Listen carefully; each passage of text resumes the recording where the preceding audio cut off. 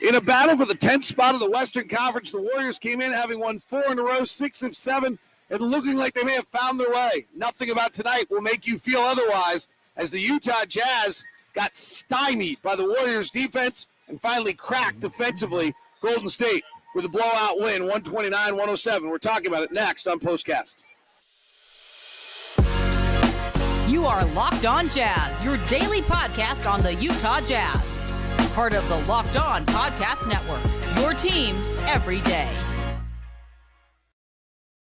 David Locke along with Ron Boone here on POSTCAST as the Utah Jazz fall to the Golden State Warriors. And, the best number of the night, the Jazz led tonight for 1 minute and 44 seconds. This one never was really close. We came out of a break, I think with about 15 minutes left, and I said, I'm curious to watch this. The Jazz have kind of gotten to 8. They got a bunch of times. It was at 12 and 14. They get to 8. Will they ever break through? The answer was no. They will never break through. And the Warriors came into tonight's game, Ron, having won 4 in a row, having won 6 of 7. They were the 4th best team offensively and the 4th best team defensively since Draymond came back. That looked like a team that's beginning to put it together. Yeah. And, again, very impressed with their defense and very impressed with the rebounding, rebounding the Jazz. So I think definitely they're starting to put it together. Offense, you knew they always had that. The defense, and I think Draymond Green has a lot to do with that, has really made the big difference. Let's talk a little. You don't get enough airtime. You're welcome to photobomb us anytime. We would like you to come back so we can talk about the Nebraska win over Iowa, because these two Cornhuskers here are more than willing to talk about that more than the Jazz losing to the Warriors. Nebraska had 15,000 people on Super Bowl Sunday in football country watching women's basketball. The whole football team was there. The new number 1 quarterback in the country, Dylan Raiola, was there supporting those women, and they came up with the upset. Jazz Shelley, 23 points, also face guarded Caitlin Clark much of the night. It was a really cool experience. You know who didn't go? Your daughter. She couldn't get in. She couldn't get in. Athletes are supposed to be able to get into everything, and they couldn't get in. It was the hottest ticket in town. It had been sold out for 6 weeks. Hottest ticket in town. So. Caitlin Clark. All right, we'll go back to the Jazz here. Then we get Nate Thurl's here, too. How's NC State doing these days, Thurl? I just know they won a championship in '83. That's all that you ever care about. All right, Ron, let's go back to the defense. Our stars of the night are Holly and... Hey, look who else is here. Did the cameras not work on TV tonight? Did you guys not get enough TV time? What happened? Love you guys. Did you guys, fight over airside tonight or something? Put a camera on us. I don't know what happened. We gotta have some camera time. Look at all of us get 3 days off. We're just ready to go. It's like we have our first mini All-Star break. All right. Hope you guys are all having fun with this. Yeah. All right. The Jazz offense of rating at the end of the first quarter was 100. The end of the second quarter was 106. And the end of the third quarter was 103. You can't win under any circumstances with any of those. I don't know what it ended. I'll look in a second. So what did the Warriors do defensively? The Jazz finished at a 103 that completely stymied the Jazz offense tonight. 2 things here is the fact that they were physically playing position defense on the Jazz to the point where they could not break through. They were bellying up. They were causing havoc to guys trying to do this off the dribble. And then the fact that I think Tim McCone made a great point about Jazz now having to play different guys. Kelly Olynyk was such a big part of what the Jazz want to do out there on the floor. And now who replaces him? Taylor Hendricks, no experience, 19 years old. So right now you can see the Jazz are going to be struggling here for a little bit. Yeah, there's the drop-off for all the people who wanted Taylor Hendricks playing earlier this year and didn't understand why Will Hardy was playing Kelly Olynyk, that has been clearly answered in 2 games.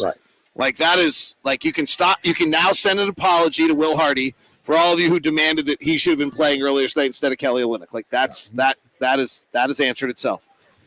At the same time, losing Simone's minutes, we're seeing that impact as well too. Yeah. So those have not been answered, and I'm not sure what the answers are. Taylor, for being really honest, doesn't look like there's these blips, but there's no feeling that he's going to have to just learn. He got beat up by Kuminga a few times tonight. He had a few offensive fouls. It's just tough for him right now. It's just the game's super fast for him.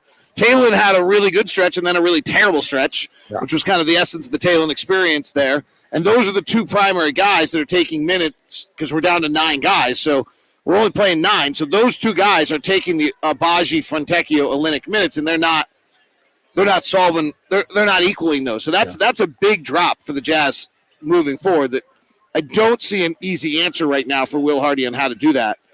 He did start Keontae tonight, which I thought was interesting. It made some sense. Like with Chris Dunn and Walker and John Collins on the floor, the spacing gets a little tough. Keontae's doing things well, but guarding Steph Curry and matching him with the Warriors, this was a tough night for Keontae. He was 2 of 10 and 1 of 6 from 3, and I don't think he had a particularly good defensive night, maybe only because he was minus 32 while he was on the floor tonight. So I'm going to guess defensively it wasn't great also. What did you see first of all, Dave, this is the first time around for him, playing against the Warriors and playing against Steph Curry. Yeah, so great point. We forget that even game 53, that was our first game against the Warriors. Yeah, so now he has some film and some coaching, and maybe he'll do a little bit better job the next time around because Steph he beats everybody. And so you can imagine what he's going to do to a rookie, a guy that's not used to seeing him play. And then the defense, I just keep going back to the defense. I was very impressed with their defense. 6'5", they average 6'5", and they out-rebounded the Jazz 51-44. And so is there something, as the Jazz look at film when they play them again on Thursday, that they're going to be able to switch that they were doing that will make Thursday more tenable? Number one thing is more ball movement. I mean, to me, I think they need to play almost like the Warriors play. I mean, to the point where they're not holding the ball. They pass and go away, pass and set a pick. I mean, you just need ball movement, setting screens, and all of a sudden the defense will break down, and you should be able to get something going there. The one-on-one basketball that they were trying to do and just played right into the hands of the Golden State Warriors. If you notice, every time they penetrated, they were help on the weak side, and then they have a rotator guy from the top of the key taking away that corner pass. Simple defense, but it was getting it done. I mean, they allow the fewest amount of shots of any team at the rim, and their tallest guy is 6'. That's amazing. That's amazing. It's completely incredible. The other one that you pointed out there, Ron, if someone rewatches, if you go on Jazz Plus and rewatch the game or something, that I do think was incredible was their positional defense. Like we're watching so many guys in this league get blown by all the time. Their position defense tonight was so good that every time you drove, you got slowed down so that help was always able to get there. Yeah, and that's the big key there for them defensively with the size that they have. They're not going to block a lot of shots. And again, as you mentioned, the help was there. And then you think that corner pass is open or this pass, and they're already rotated in that spot. Even if you make the pass, there's someone there to defend the play. All right.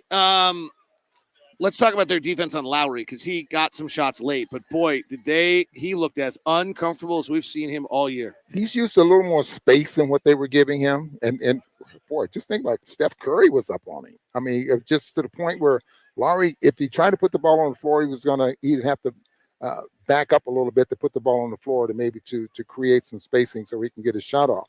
I was very amazed that he could not just one dribble and shoot over the top of Steph Curry, that type of thing. He figured it out a little bit in the second half, and I think he started shooting a little bit farther away from the basket, not dribbling into traffic or something like that. We'll see what happens on Thursday. I really believe this is going to be a different ball game on Thursday. Well, it'll be interesting to see. Do you have any vision on what Will Hardy's trying to play around with rotation? He's talked about having 48 minutes of basketball. He doesn't have 240 minutes anymore. That's probably the biggest problem for him. No. So he's now playing with trying to figure out 48 minutes of lineups with some gaps in them. Do you see like this? He started Keontae with Colin tonight. JC's coming off the bench with Chris. Walker's coming out early so he can come back in and play with the second unit. Like, do you have any feel on if there is a good answer here rotation-wise? I really don't until we see a couple of more ball games. I mean, it would have been nice if we would have been playing Charlotte or, someone that not as deep talent-wise and someone without just a pure system like the Golden State Warriors, so the guys can get some confidence in what they're trying to do. But, you're throwing in two into a game playing the Golden State Warriors. Well, at Los Angeles Lakers like is next. at Phoenix, Warriors team that's hit their stride now, won 5 in a row, 7 of 8. Lakers Warriors is not the easiest way for Will Hardy to try to figure out what the answers are. That's for sure. Charlotte will be our first game back from the So, break. and like I said during the broadcast, the Jazz have been averaging about 45 points a ball game off the bench. I think that's second in the NBA. Don't be surprised if that goes down. Yeah, right it now. sure seems like it. Right. Jazz tonight shoot 45%, 34% from 3. They go to the free throw line 16 times, Warriors 17. Not a lot of a difference there. All right, stars tonight, Ron Boone. Kessler. Walker Kessler tonight, 11 points, 9 rebounds, an assist, 2 steals, and 4 blocks, and was even in the plus-minus category when he was in the game, in a game we lost by 22. I would give him a star. Who is your second star? I think if you're going to give a star, I mean, and you're going to pick a quarter or maybe a half, I think Tucker was the one that really made things happen in that first half, to when the Jazz was able to come back and got within, was it 5? That was like not where I thought you were going. It's just people saw from my eyes reaction to you thought I was going where? Jordan, because Jordan kind of carried the team with 18 in the first half. He didn't do anything in the second half, but he had 18 in the Jordan first half. Clarkson. Yeah. Well, he played a lot of one-on-one. Yeah, so. Yeah.